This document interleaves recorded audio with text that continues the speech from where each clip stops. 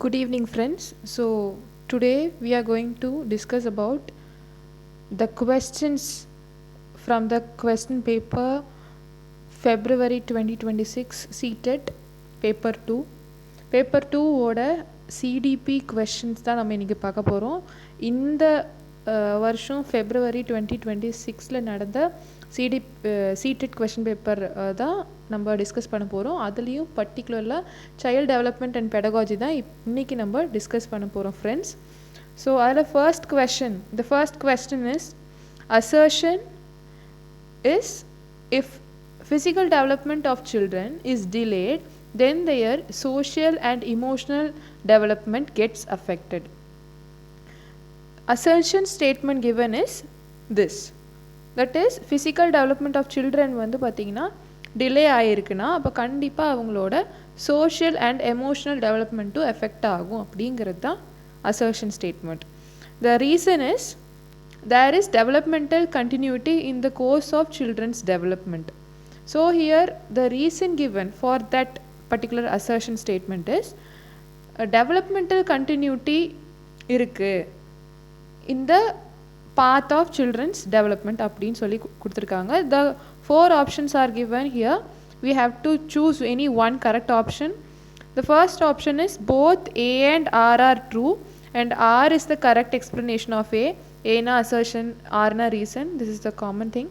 அப்போ A and R are true, but R is not the correct explanation of A அப்படிங்கிறது second option. The third option is A is true but R is false, and the fourth option is both A and R are true. Okay, now let's discuss the answer.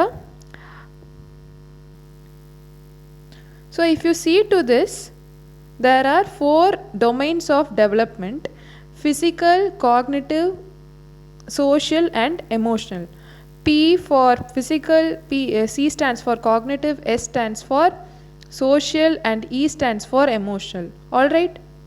So from this statement we can say that development is interconnected. Am I correct? கண்டிப்பாக connected தானே. இப்போ physical development நடக்கலைன்னா கண்டிப்பாக ப்ராப்பராக நடக்கலைன்னா கண்டிப்பாக ஒரு குழந்தை வந்து எமோஷ்னல் டெவலப்மெண்ட் பாதிக்க வாய்ப்பு இருக்குது. And it could be wise வர்ஸா. Emotional development அப்போது அவங்களோட எமோஷ்னல்ஸ் ப்ராப்பராக டெவலப் ஆகலை, அப்போது கண்டிப்பாக அவங்களோட சோஷியல் டெவலப்மெண்ட் வந்து அஃபெக்ட் ஆகும் இல்லைங்களா. அப்போது அசர்ஷன் ஸ்டேட்மெண்ட் அப்படிங்கிறது கன்ஃபார்மாக கரெக்டான ஸ்டேட்மெண்ட் தான். So A is absolutely correct. இப்போ ரீசன் ஸ்டேட்மெண்ட் என்ன? There is developmental continuity in the course of children's development. ஆமாம், ஏ கரெக்டாக இருக்குது. ஐ மீன் ஃபிசிக்கல் டெவலப்மெண்ட் கரெக்டாக இருக்குது. அப்போ கண்டிப்பாக பிரெயின் டெவலப்மெண்ட்டுக்கும் அது ஹெல்ப் பண்ணும். அதாவது காக்னேட்டிவ் டெவலப்மெண்ட்டும் ப்ராப்பராக நடந்துடும். ஸோ சொசைட்டியில் சோஷியல் டெவலப்மெண்ட்டும் ப்ராப்பராக நடக்கும். அவங்களோட குழந்தைங்களோட இன்ட்ராக்ஷன் லெவல் ப்ராப்பராக இருக்கும். பிரெயின் ரிலேட்டடாக எல்லாமே எஃபெக்ட் ஆகாமல் இருந்துச்சுன்னா. சொசைட்டியில் எல்லாத்துக்கூட மிங்கிள் ஆனாங்கன்னா கண்டிப்பாக அவங்களோட எமோஷ்னல் டெவலப்மெண்ட், அதாவது அவங்க sense of control over their emotions அதுவும் ப்ராப்பராக இருக்கும். ஸோ பிசிஎஸ்இ எல்லாமே இன்டர் கனெக்டடாக இருக்கிறனால கண்டிப்பாக இந்த 4மே இன்டர் கனெக்டடாக இருந்துச்சுன்னா கண்டினியூட்டி இருந்துகிட்டே இருக்கும். There would be a continuity in the development. So இங்கே வந்து அசர்ஷன் ஸ்டேட்மெண்ட்டும் correct, the reason statement is also correct as well. So if you see to this, I have given the explanation. நான் என்ன கொடுத்துருக்கேன்னா, physical development affects social and emotional development because all areas of development are interconnected, right? Physical development ஒழுங்காக நடக்கலைன்னா கண்டிப்பாக social and emotional developmenட்டும் பாதிக்கப்படும் இன்டைரக்டாக. So learning development எப்போ நடக்கும்? Learning நடக்கும்.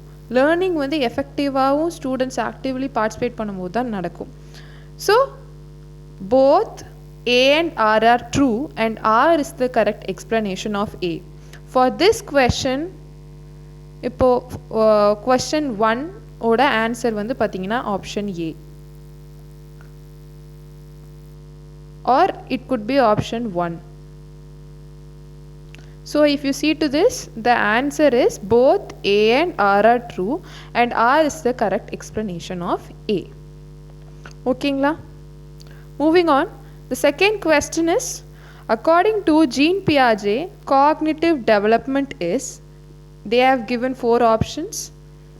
The first option is simple addition of new facts and ideas to the existing store of information. The second option is dependent upon the development of language capabilities. The third option is the process of acquiring the ability to use cultural tools. And the fourth option is, it is the process of adaptation to the environment by changing one's schemas. So Jean பியாஜே என்ன சொல்கிறாருன்னு பார்த்தீங்கன்னா, theory of cognitive development அப்படிங்கிற ஒரு theory வந்து இவர் தான் introduce பண்ணியிருக்காரு in the field of educational psychology. So அவர் என்ன சொல்கிறாருன்னா, சிம்பிள், சில்ட்ரன் வந்து என்வாயன்மெண்ட்க்கு ஏற்ற மாதிரி அவங்கள அடாப்ட் பண்ணிப்பாங்க using the assimilation and accommodation process அப்படிங்கிற சொல்கிறாரு. ஸோ இந்த concept of assimilation and accommodation அப்படிங்கிற கான்செப்ட் தான் வந்து பார்த்திங்கன்னா பியாஜே வந்து ஃபாலோ பண்ணுறாரு. இவர் என்ன சொல்கிறாருன்னா, அப்போ வந்து என்ன நடக்கும்னா லேர்னிங் வந்து எஃபெக்டிவாக இருக்கும். ஸோ அடாப்டேஷனுங்கிற கான்செப்டை அவர் ஃபாலோ பண்ணுறாரு. அடாப்டேஷன், குழந்தைங்க என்ன பண்ணுறாங்க, அவங்களோட கிளாஸ் ரூம் என்வாயன்மெண்ட்டுக்கு ஏற்ற மாதிரி அவங்கள அடாப்ட் பண்ணிக்கிறாங்க, அவங்கள மாடிஃபை பண்ணி அவங்க அகாமடேட் பண்ணிக்கிறாங்க இல்லைங்களா? So the correct option would be, இப்போ கரெக்ட் ஆப்ஷன் என்னன்னு பார்த்தீங்கன்னா option 4 is the process of adaptation to the environment by changing one's schemas. இங்கே ஸ்கீமாஸ் அப்படிங்கிறது ஒன்றும் இல்லை, அவங்களோட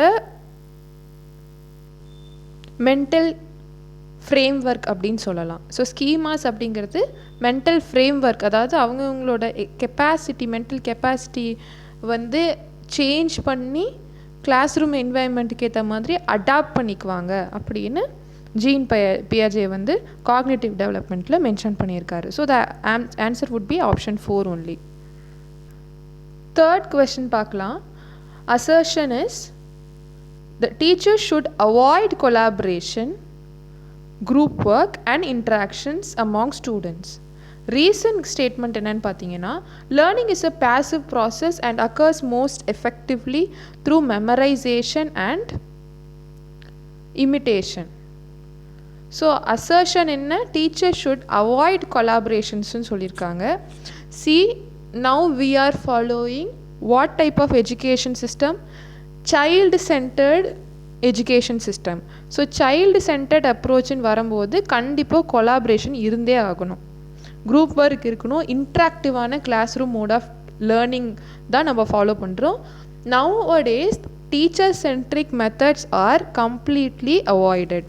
இப்போ நம்ம ஃபாலோ பண்ணுற எஜுகேஷன் சிஸ்டம் வந்து கம்ப்ளீட்லி சைல்டு சென்டர்ட் எஜுகேஷன் அப்படின்னு சொல்லலாம்.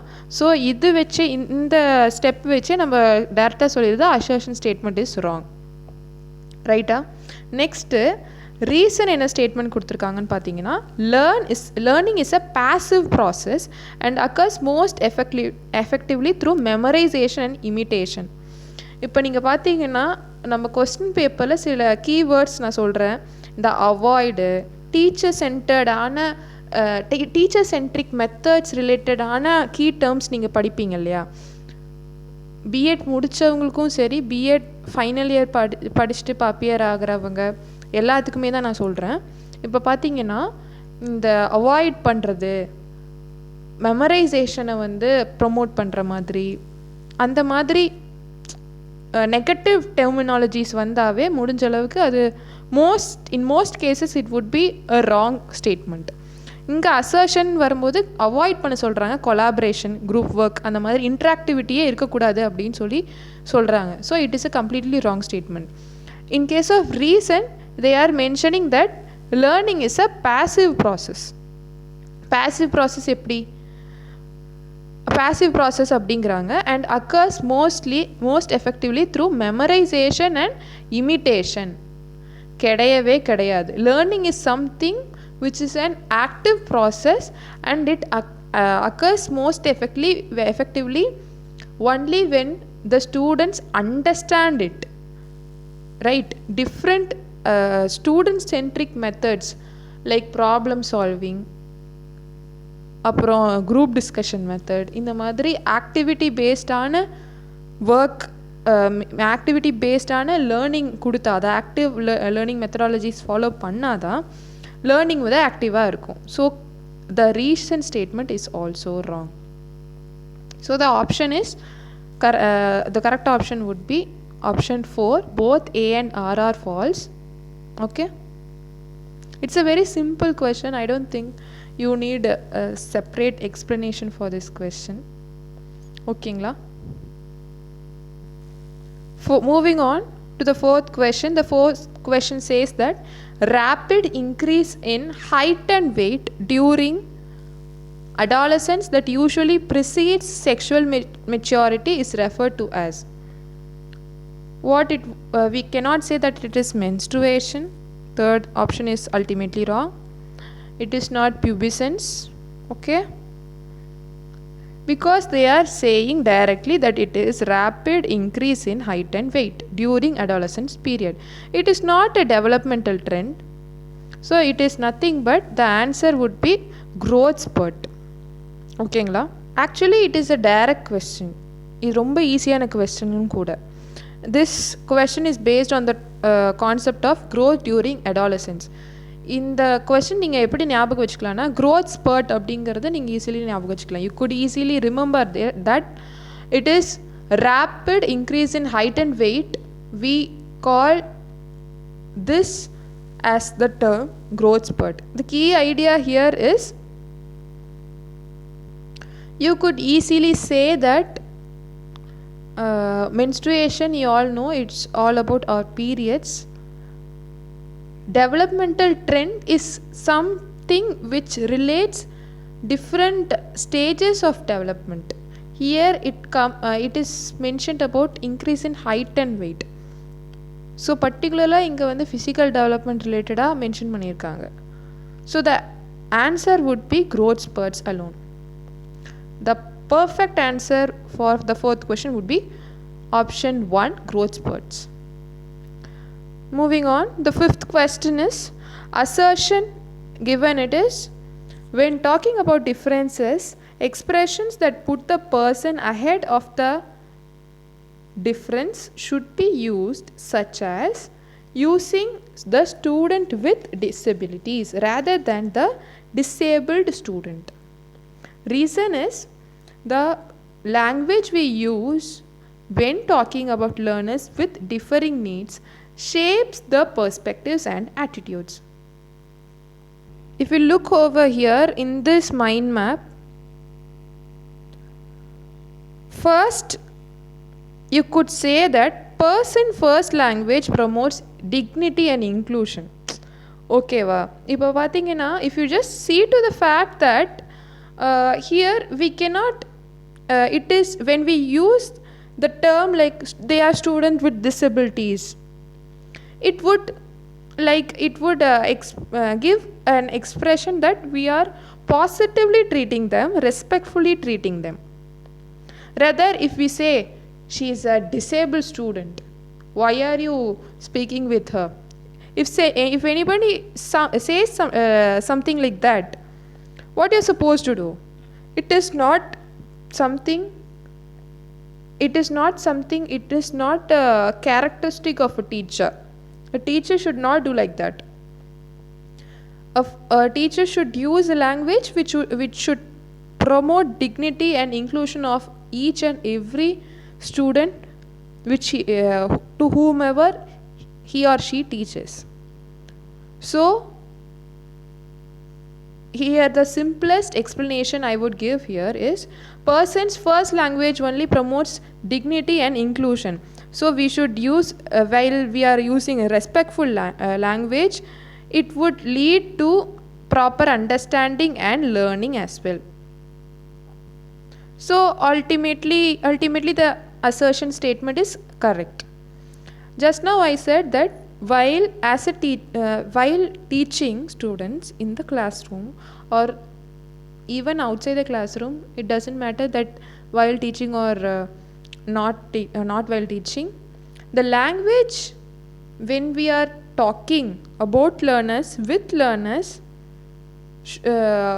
would definitely help them to shape their character. They observe all the teachers, right? So their attitude is being changed based on the behavior of the teacher. So the reason statement is also correct. And does the reason supports the assertion statement? Yes. The reason statement correctly matches with the assertion statement. It is the proper reason of the assertion statement. So the correct option would be both A and R are true, and R is the correct explanation of A. Moving on. Sixth question is also a assertion reason question. Assertion statement states that children in middle schools should be encouraged to write about their emotions on a daily or weekly basis and reflect upon them. And the reason statement is given as understanding one's emotions is a cognitive process that can lead to action. So the sixth question is all about writing about emotions. Yeah, definitely through writing, students could easily express their inner thoughts, right? In the form of written text, when they are able to write their own thinking and emotions, they can easily understand and manage their emotions, right? When students are writing about emotions, then definitely it would lead to understanding of their inner thoughts, as well as definitely they can learn through that effectively. They can reflect over their own actions. Alright, so if you see both assertion is definitely correct and reason is also correct, because when the students are able to understand their own action, emotions, they can proceed further after and take over a proper decision. They can opt a proper decision after having a control over their own emotions and understanding them. So the correct option for this question would be option 1. Both A and R are true, and R is the correct explanation of A. Next is 7th question. Which of the following is not an effective strategy in problem solving? They are asking not. Recognizing patterns and relationship, definitely we would use this strategy, that what are the similarities of different strategies possible. We would do that. Using logical reasoning to solve problems, definitely logical thinking, logical reasoning. Using logic is a basic thing, right, to solve any problem. Third point is overlooking relevant information. What is it? It doesn't seem to be any effective strategy. Okay, even though this is not looking appropriate, let's check for 4th option as well. The 4th option says that breaking down complex problems into simpler parts. This is what the algorithm method says. So this is also a problem solving strategy. So obviously the correct answer for this question would be option 3, overlooking relevant information.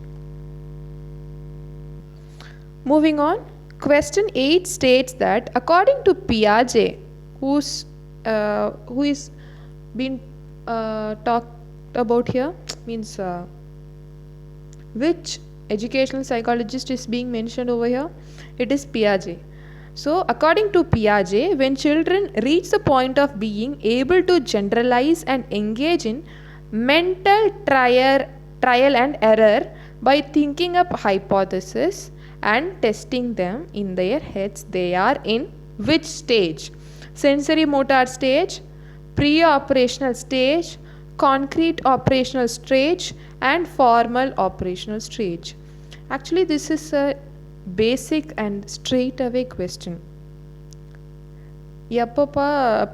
எப்பப்பா குழந்தைங்க generally mental ability வந்து சீக்கிரமாக develop ஆகும்?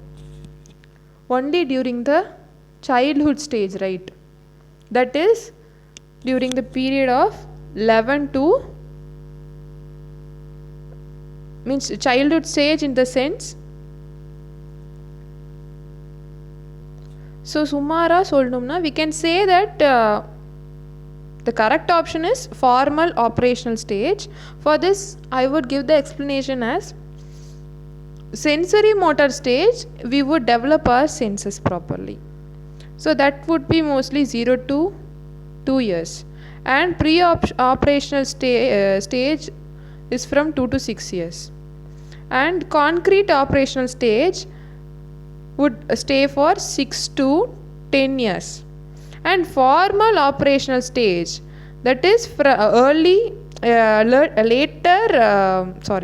formal operational stage அப்படின்னா இங்கே என்ன சொல்கிறாங்கன்னா it refers to 11 to 14 years where there would be a transition of an individual from the childhood stage to the adolescent period. So அது வந்து லேட்டர் சைல்ட்ஹுட் ஸ்டேஜ்னு கூட நீங்கள் எடுத்துக்கலாம். ஸோ அந்த ஸ்டேஜில் தான் வந்து பார்த்திங்கன்னா மென்டலாக calculations easily any child would be able to do that. So the correct option would be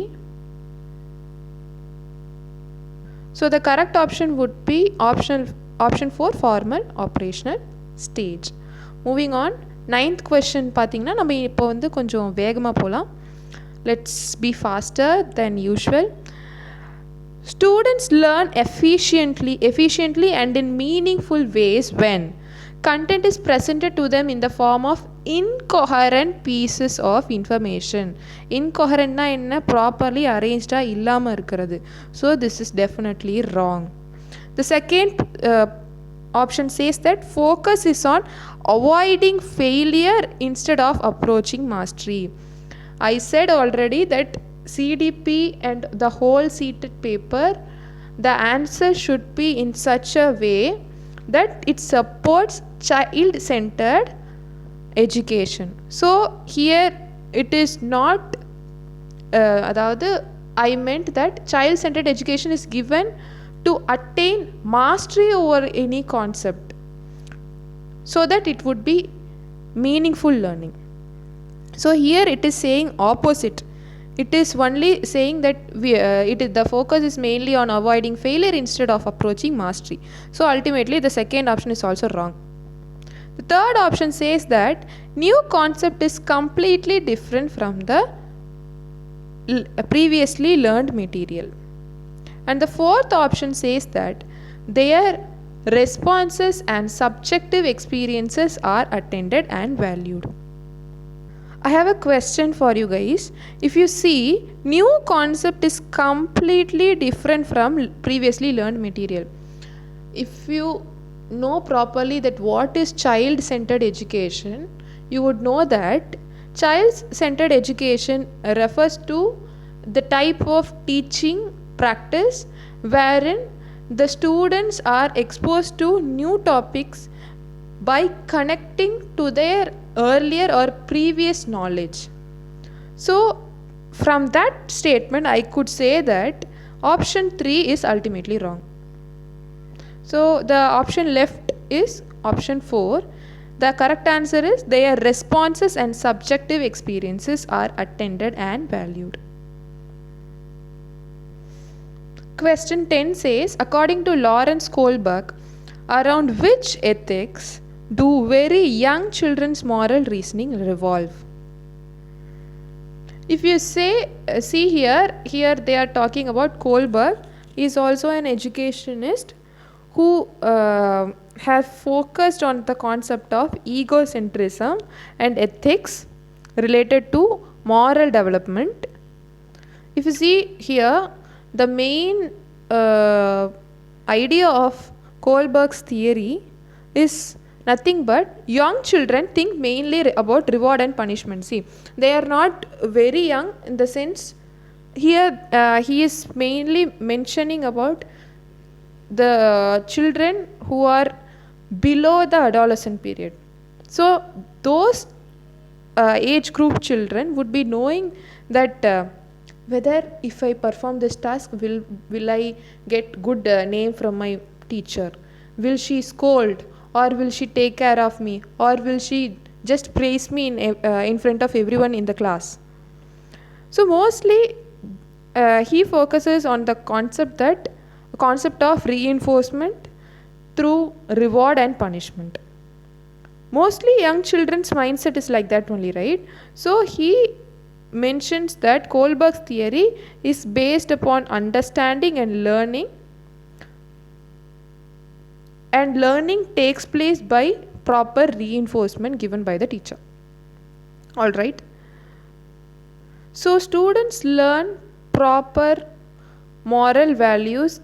They are mostly egocentric, since it's all about in this stage, in the childhood stage, mostly the students think that I like this only, I will do this only.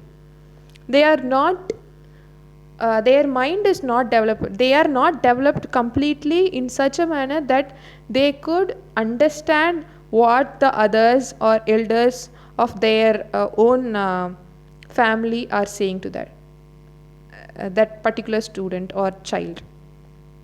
Alright, mostly every child would think of their own perspective. I like this only. So this particular concept we can term through one word, which is nothing but egocentric. So ultimately the answer would be ethics of egocentrism. Okay, all right.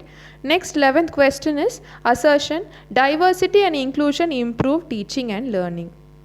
Diversity, that is including all type of children, all type of learners, and following a proper inclusive environment would definitely help in teaching process to be more efficient only. So the statement A, assertion, is absolutely correct. Reason given is engaging in conversations and across differences hinders children's ability to think critically and creatively. How it could be possible? இப்போ நீங்களே சொல்லுங்க. Hindersனா என்ன? Disturbs. So engaging in conversation across differences hinders children's ability. ஒரு கிளாஸில் if there are 40 students in a class, each student would having their own individual difference, right? If this is being discussed and properly conversations are engaged based on this, how it would hinder children's ability related to their critical thinking or creative thinking? It would actually develop children's ability to think critically and creatively. So the recent statement is wrong. So the correct option would be A is true but R is false. Which one is here? Option 3. Assertion is true but reason is false. Moving on, question number 12 is which of the following are effective teaching strategies to cater to diverse needs of learners in a classroom?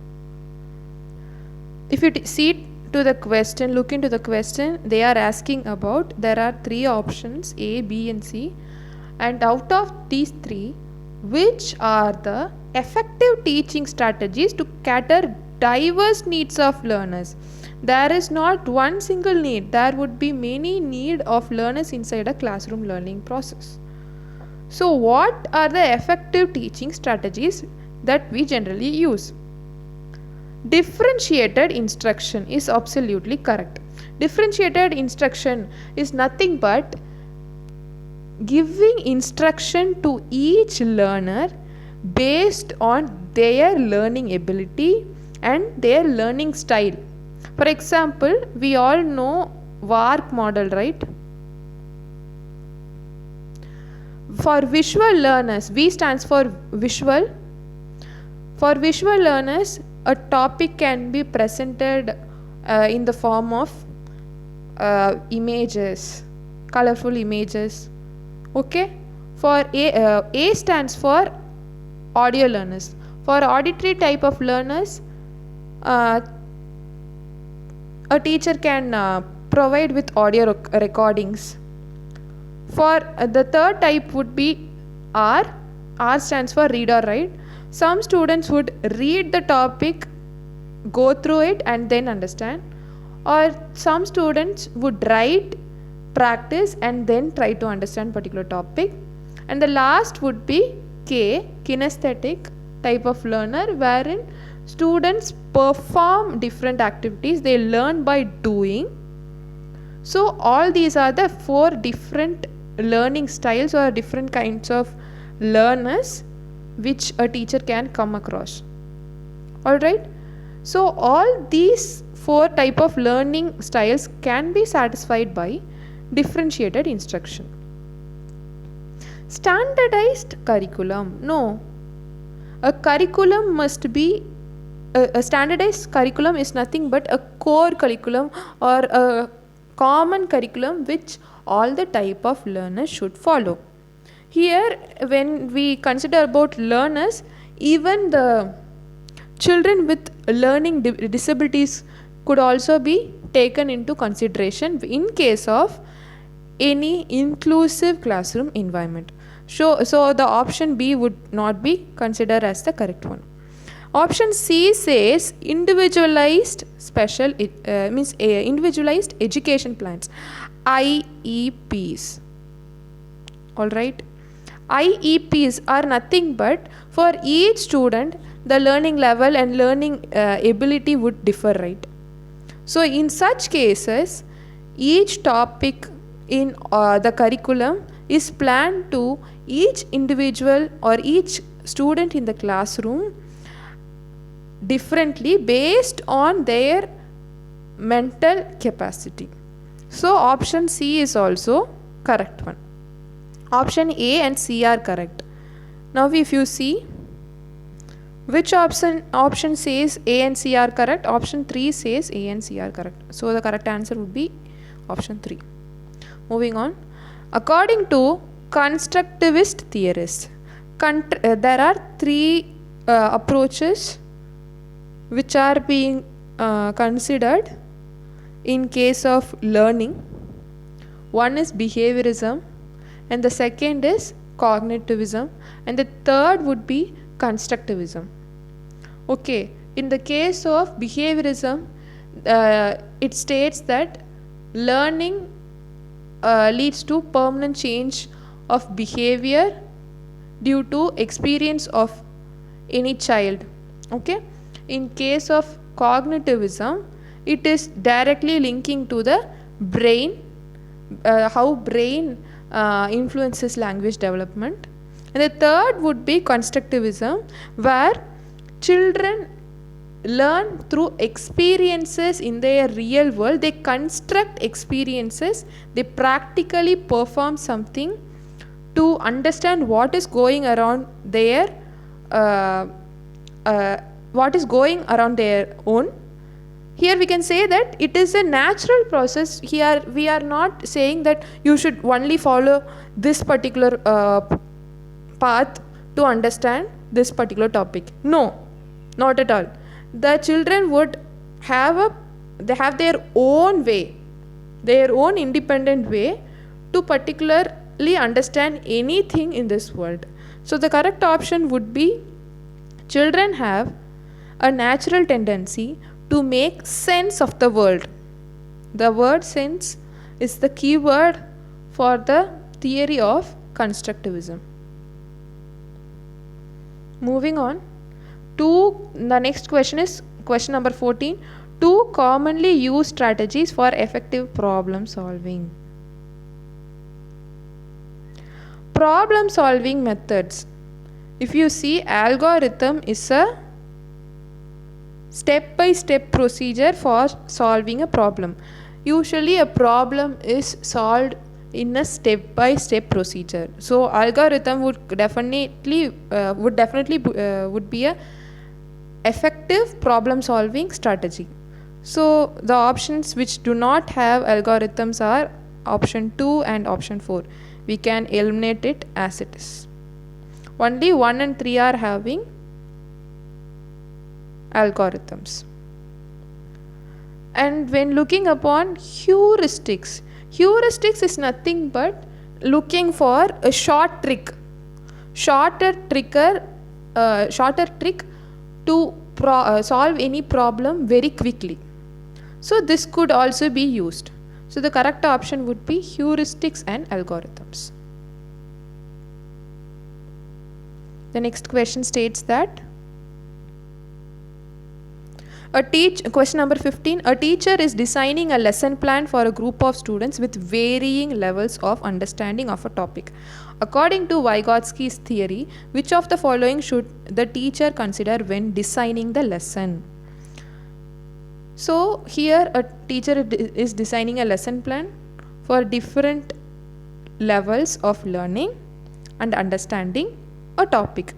For that, what she should consider while designing? We have to choose that. The teacher should ask each student to work individually on the specified problem. The teacher should provide all students with same level of challenge. The teacher should consider students' current level of understanding and provide appropriate support to help them to reach the next level. The teacher should only focus on the students who are already at an advanced level of understanding and provide them with more challenging work.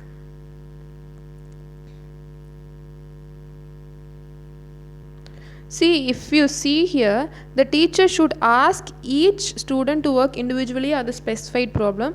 If each student works on a particular problem, then the teacher, it is completely teacher centric.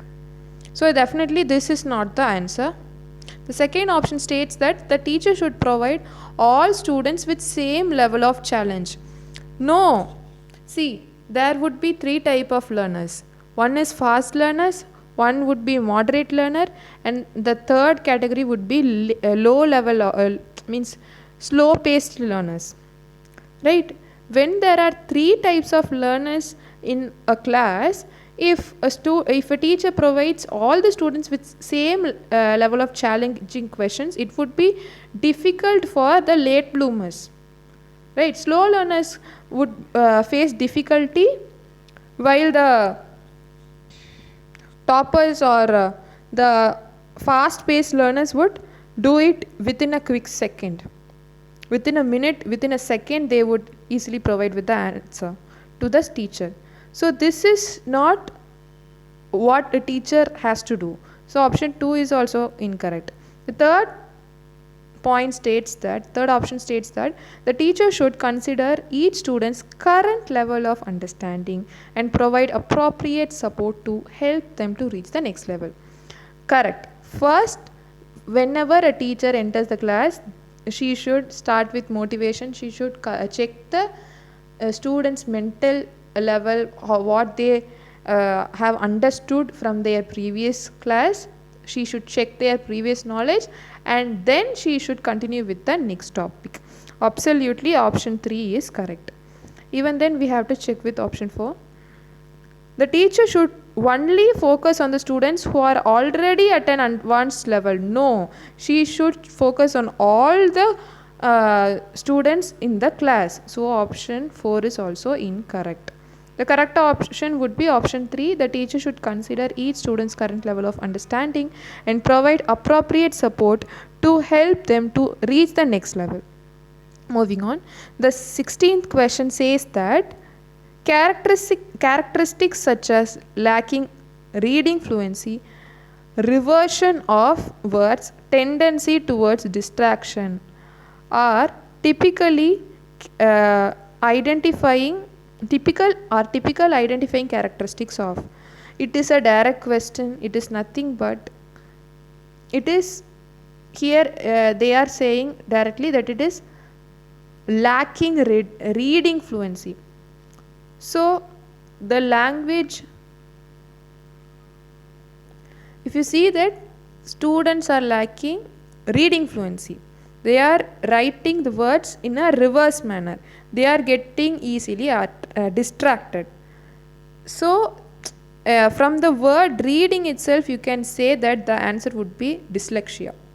Dyslexia is nothing but it is a special category of disorder or disability in connection with language, particularly when students are facing difficulties in reading.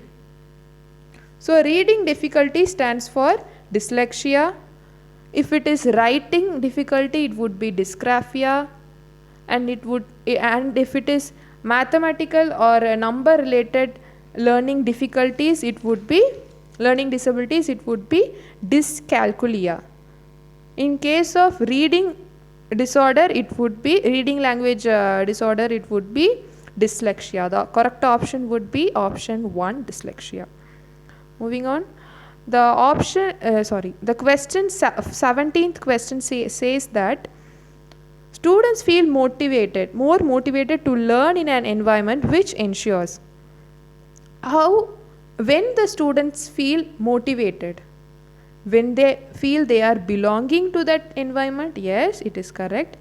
When they get fear, if a student is feeling any sort of fear in her classroom, she would never be attentive in her class, she would get demotivated. So the option B is incorrect. And if a student feels that she is being rejected in her class, her opinions are not being followed, then definitely she would stay demotivated. So if there is any case of rejection of any student's opinions, it would make the students feel demotivated in the class. If the students feel safe learning is happening inside the classroom, it would generally make the students happy and they feel very excited and motivated. So option A and D are correct. Which option says A and D? Option 2 says A and D. Question 18 says that moving from conservative education towards progressive education requires shift from. Option 1 says that formative evaluation to diagnostic evaluation, integrated curriculum to standardized curriculum, performance oriented goals to mastery oriented goals, teacher centered pedagogy to exam centered pedagogy. So here, what does conservative education means? Can you guys say? If you see, conservative education is nothing but teacher centric approach, where a teacher would be following certain set of rules, she would be teaching students, there would be no flexibility in options of learning. Whereas in case of progressive education, it says that progressive education means students learn through experiences, students learn actively. Here learning is not only based on marks, here knowledge is here learning is being done, knowledge is being actively constructed by each and every individual who are involved in the learning process. So it is actually a positive thing when we move from conservative education towards progressive education.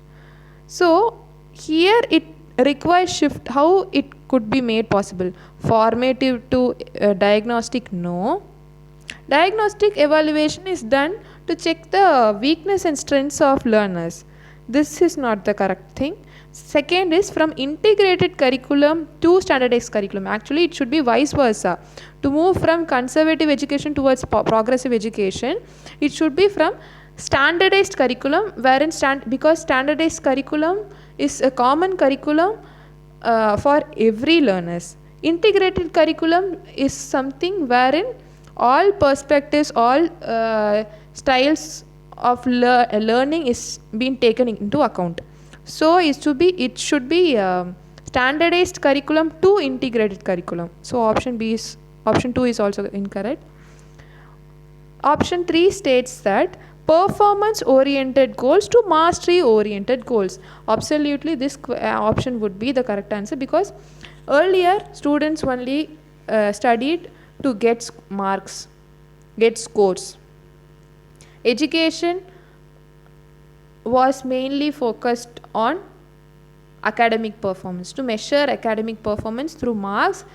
Students are being graded, and based on the grade only it is said that this student has got this much rank, she has passed like this, the parents would be very proud of them. But education is not just about scoring marks, right?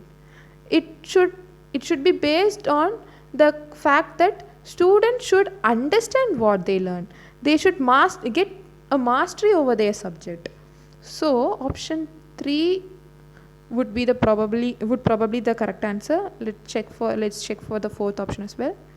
Fourth option states that teacher centered pedagogy to exam centered pedagogy. No, progressive education is not saying that it should be completely examination based. Students' knowledge cannot be completely measured through exams alone. Exams could be a part, but through exams alone, students' knowledge level cannot be measured. Their development progress cannot be measured. A student may suffer from any sort of learning disorders, but in general life she would be developing progressively. So option 4 is also incorrect.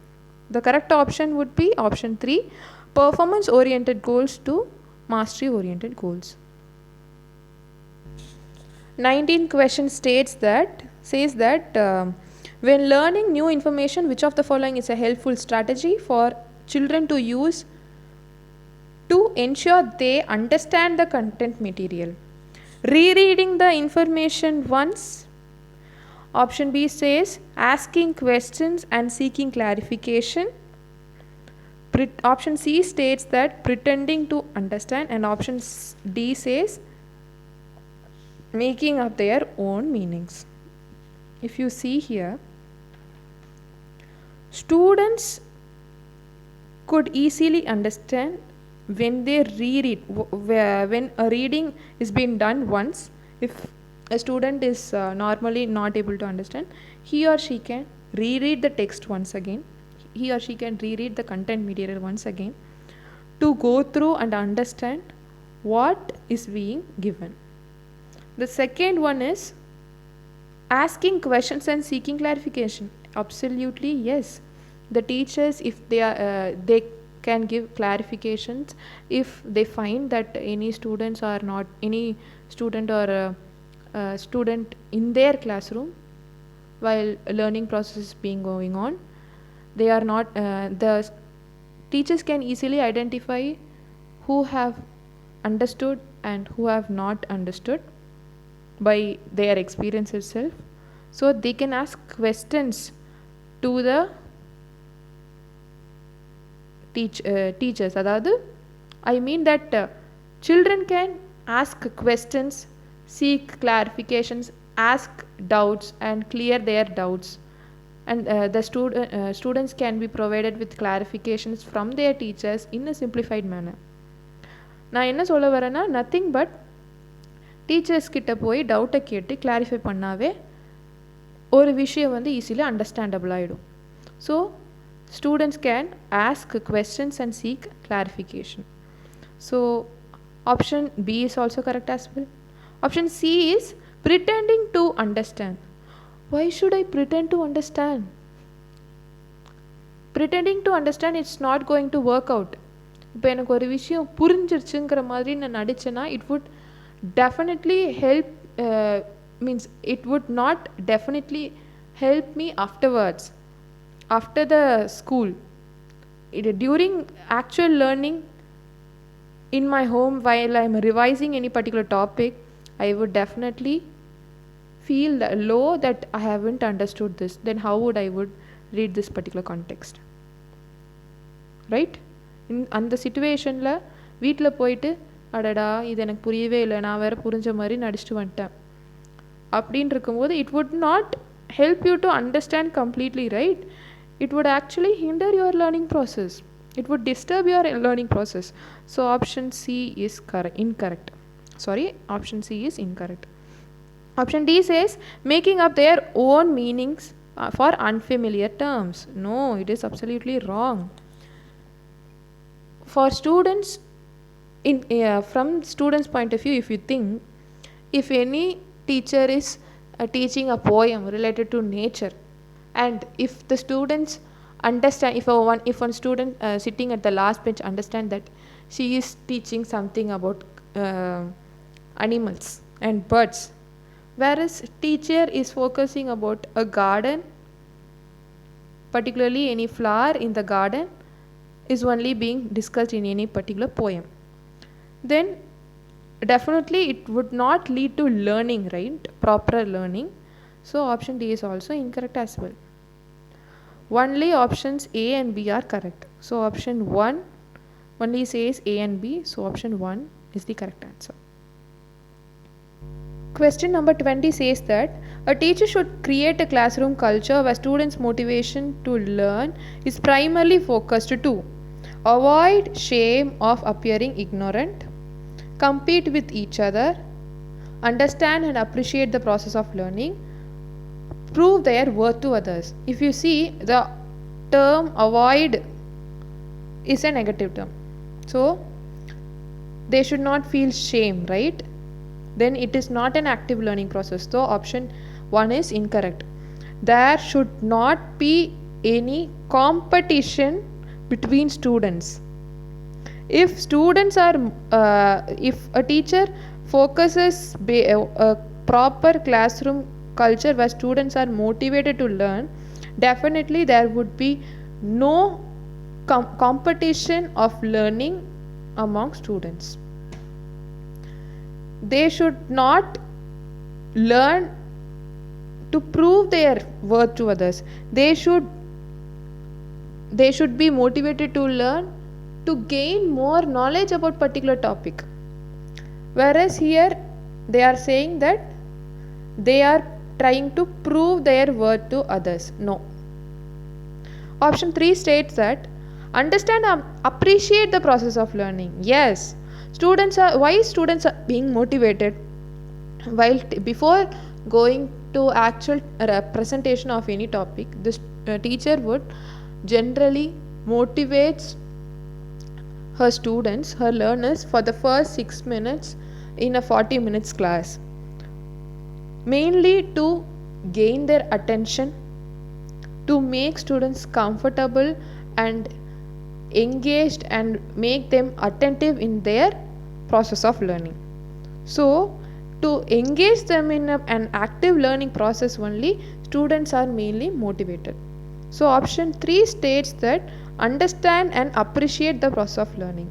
So it is the correct answer, because here the students are being to value the process of learning.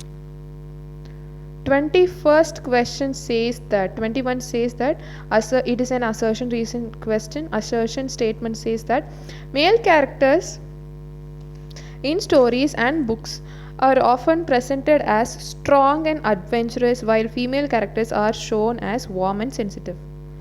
If you have learned a subject called as gender, school and society, mostly this particular subject is familiar for second year B.Ed students, because it is mostly a subject paper, a core paper for them, where it clearly states that male characters in stories and books are mostly represented as strong personalities. They would be adventurous, they would be dominating the females, whereas the female characters are shown as very weak, warm, very sensitive towards others.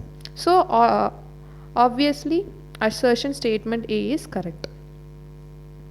Reason states that schools and curriculum influence gender role identity as they are powerful agents of secondary socialization.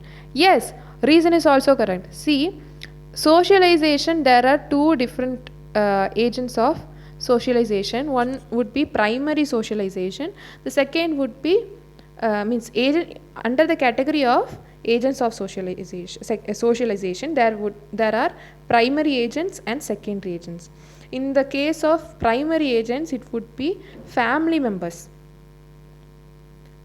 and the neighbors, whereas in case of secondary socialization, it would be school, the whole society would be acting as agents of socialization. So both A and R are true, and R also supports A, right? So both A and R are true, and R is the correct explanation of A. Question number 22. Assertion statement states that children who are struggling with dyslexia have trouble in phonological processing that makes it hard to decode words.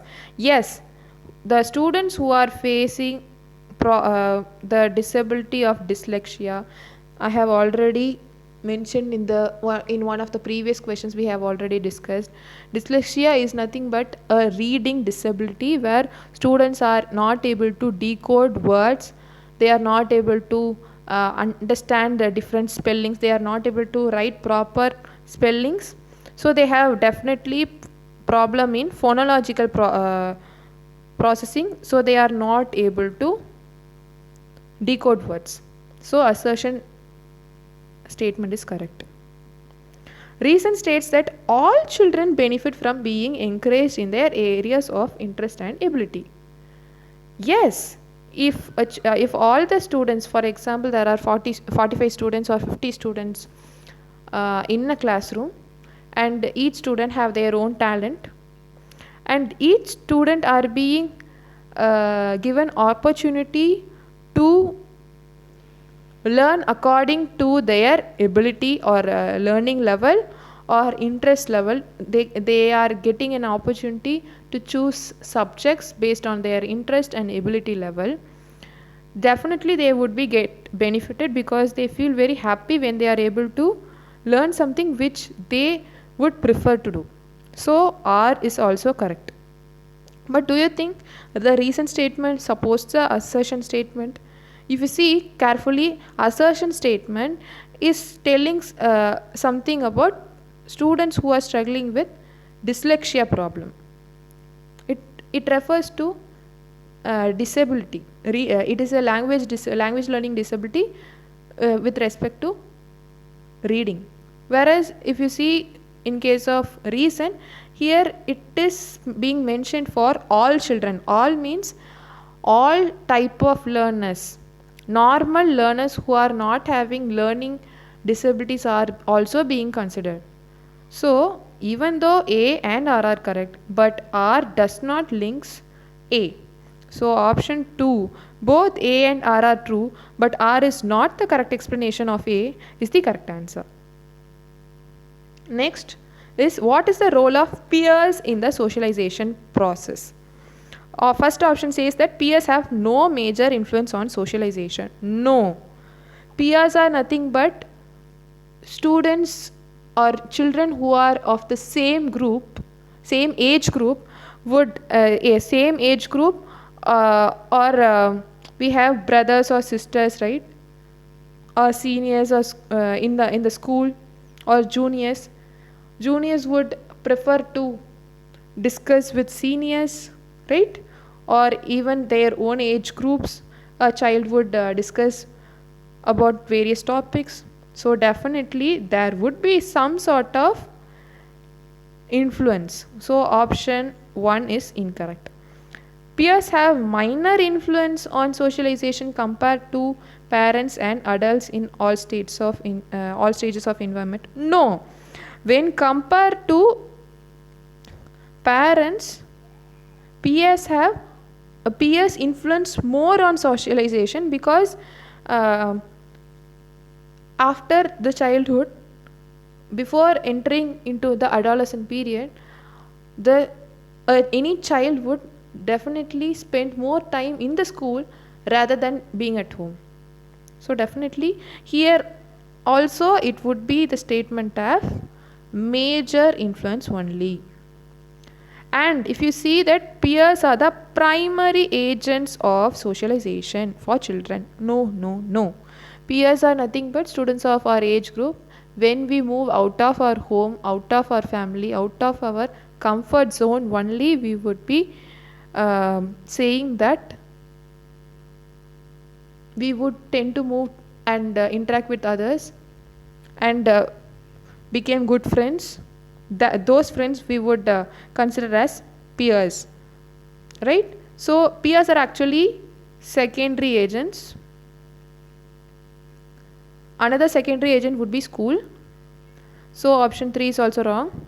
Option 4 says that peers have a greater influence on socialization during adolescence rather than during early childhood. Absolutely.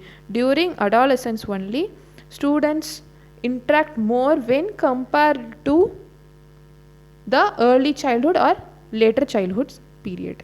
Option 4 is the correct answer. Question number 24 says that which of the following statement about learning is not correct? We have to find out the incorrect statement. Okay. Option 1 says that learners construct knowledge that makes sense to them. This is absolutely correct. Option 2 says new learning depends on correct understanding. Obviously, based on the student's prerequisite knowledge only, a student learns by a new concept or a new theorem or any new topic based on her previous understanding. So already based on the understanding level only, new topic could be learned easily. So this is also correct. Option 3 states that social interaction hinders learning. How this could be possible? This is an incorrect statement. Hinders means disturbs learning. When a student interacts with others in a society, if you take in the case of school, in the classroom, when students interact with each other, it is actually a part of active learning, right? Active learning would take place when students are engaged and interact, are made to interact among one another with one another. So it actually develops learning. It does not hinders learning. So social interaction actually develops the learning process in a positive manner. So option 3 is the incorrect one. Option 4 states that the most meaningful learning occurs within real world tasks. Absolutely correct. When students are connecting their learning process with the real life situations only, the learning would be considered as a meaningful task. So option 4 is also correct. But the question asks which of the statements is not correct. So if you see that option 3 says that social interaction hinders learning, which is actually the answer of this question. Question number 25 is a direct question as per constructivist approach. When you see a constructivist approach of learning, here learning is facilitated 1. See, if the students are following collaborative method, interactive, engaging, if you see all these words in any option, just blindly tick that option.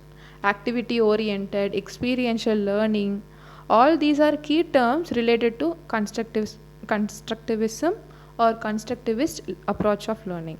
So option 1 says that activities are interactive and collaborative. This should be the correct one, even though we can check. Even then we can check for the rest 3 options.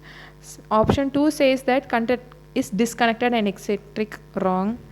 Pedagogy is teacher centric. Wrong. And culturally indifferent. Wrong. Tasks are incoherent and disorderly. No, tasks should be coherent and in order manner. So option 4 is also incorrect. The correct option is option 1.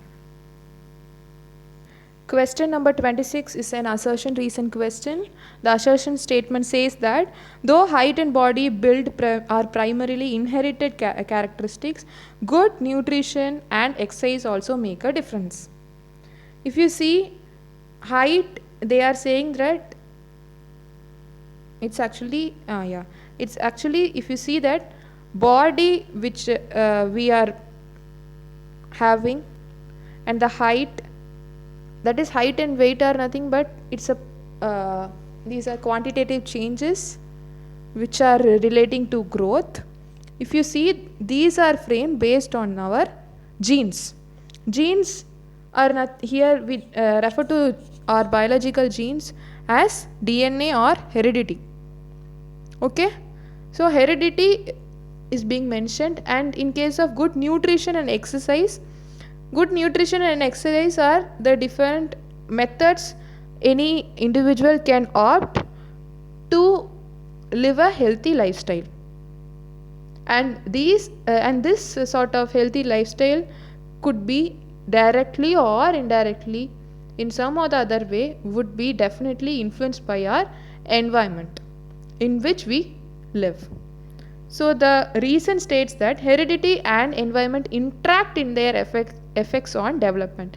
Definitely both play an important role. Heredity as well as environment interact with each other, and because of their interaction, any individual would have a positive or negative effect in his or her development.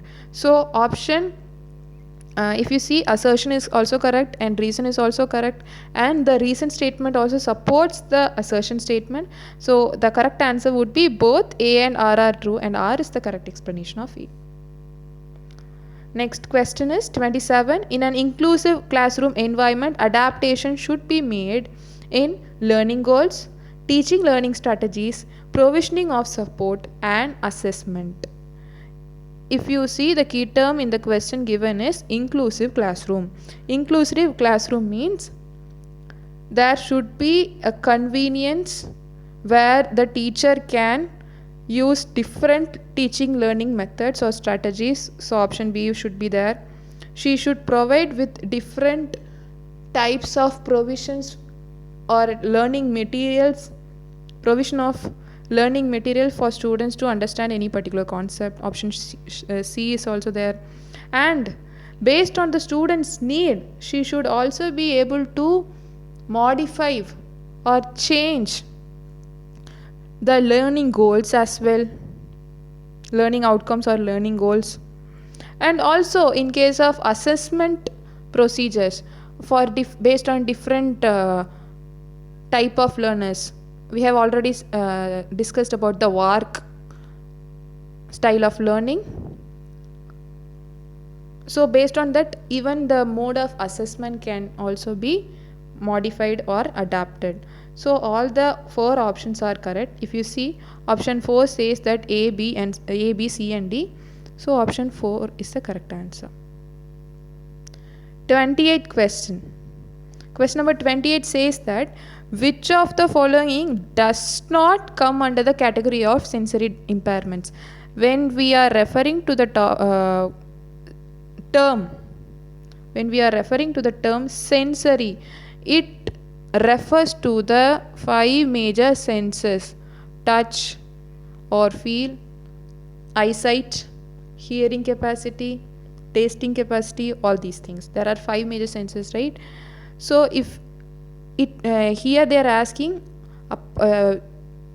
which of the following does not come under the category of sensory impairments. If you see, color blindness is the inability of any individual to differentiate between different colors, because a student or an individual having color blindness would definitely be his eyesight would be black and white. He would be able to see only in black and white everything surrounded around him.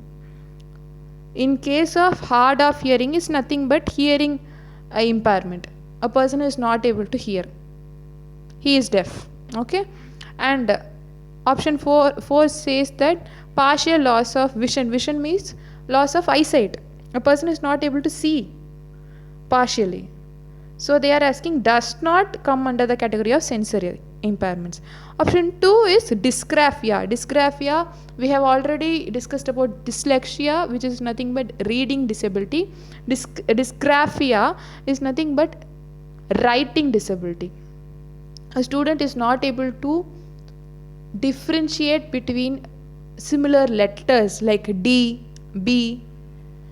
Okay, so he or she is not able to write properly.